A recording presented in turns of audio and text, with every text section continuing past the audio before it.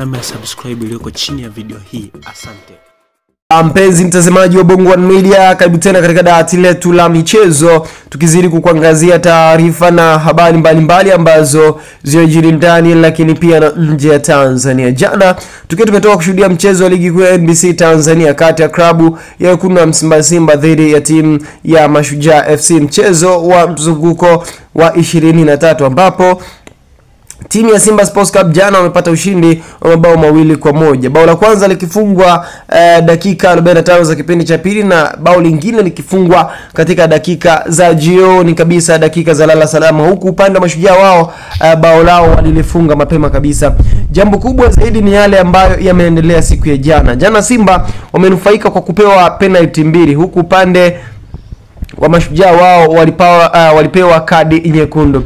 Sasa jambo kubwa zaidi ambalo tunalizungumzia ni maamuzi kutoka bodi ya ligi katika yale ambayo yameendelea na TFF, yani kufungiwa kwa ambaye ni muamuzi wa mchezo huo. Huyu muamuzi wa mchezo huo amefanya makosa mengi sana katika siku ya jana, kitu ambacho kila mmoja anakizungumzia ili kuwaje muamuzi afanye mambo ya vile. Usisahau kwanza katika dakika 45 za kwanza ambapo tayari timu ya Mashujaa walikuwa na bao moja, muamuzi aliongeza dakika 6.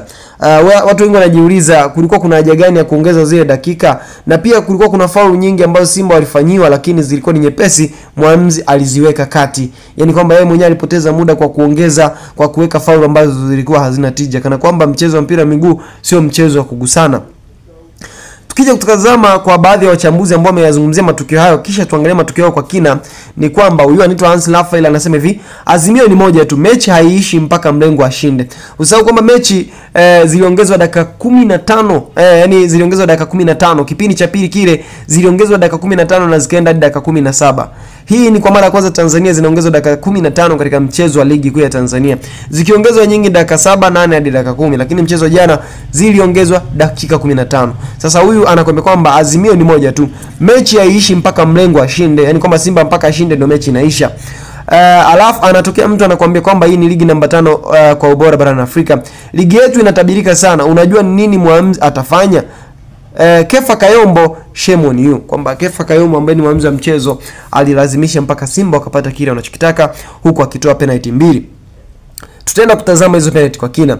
Lakini pia huyu Hans Raphael anaendelea kusema hivi: timu bora imepoteza mechi. Walikuwa committed na mchezo, walikuwa na utulivu kwenye nyakati ngumu, waliokoa kwa usahihi kila cross na second ball iliyotokea kwenye box lao, na ila Kefa Kayombo hakutaka iwe.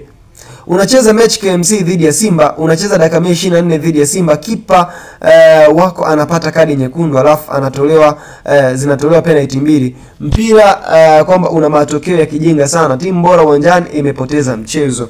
Usisahau kwamba pia timu ya Mashujaa jana wamepewa kadi nyekundu. Je, kulikuwa kuna usahihi katika hiyo kadi nyekundu? Ukitazama kweli muamuzi alifanya maamuzi sahihi katika kadi nyekundu, kwa sababu mwanzoni kipa alipoteza muda, akapewa kadi ya njano kwa sababu ya kupoteza muda. Lakini mara ya pili, mpira ambao tayari muda umeshaenda na pressure ya mchezo ni kubwa, mpira umetoka nje umeingia ndani ya uwanja, mpira ambao ulikuwa hausiki, huku Simba wanaenda kupiga kona, badala ya kipa huo mpira autoe nje akaupiga katikati kabisa ya uwanja, yani akarudisha uwanjani kabisa ili muda uendelee kupoteza zaidi, ndio moja kwa moja muamuzi Kefa Kayombo akampa kadi nyekundu. Hiyo ilikuwa ni sahihi, lakini kuna ule hizi penalty 2 zilikuwa zina utata. Ukitazama hii mguso wa mchezaji Shomari Kapombe, namna ambavyo alichezewa hii ya mwisho ilikuwa ina warakimu, lakini pia na ile ya Mohamed Hussein mpira aliopiga mpira ukapigwa na mkono kwa upande wa Mashujaa, nayo ilikuwa ina warakimu. Lakini mpira kwa ujumla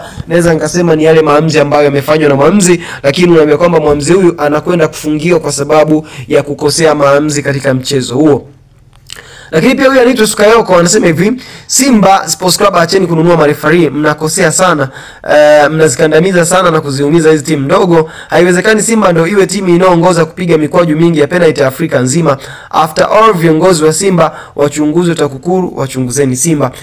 Hizo ni taarifa zenye walakini, na kamati ya masaa 72 inakwenda kutoa maamuzi juu ya mchezo huo na dhuluma kubwa ambayo wamefanyiwa upande wa Mashujaa katika mchezo huo wa ligi kuu ya NBC Tanzania. Kwa upande wako unadhani ni adhabu gani inamstahili muamuzi huyo? Share katika upande wa comment section. Tukutane wakati ujao, panapo majaliwa. Asante.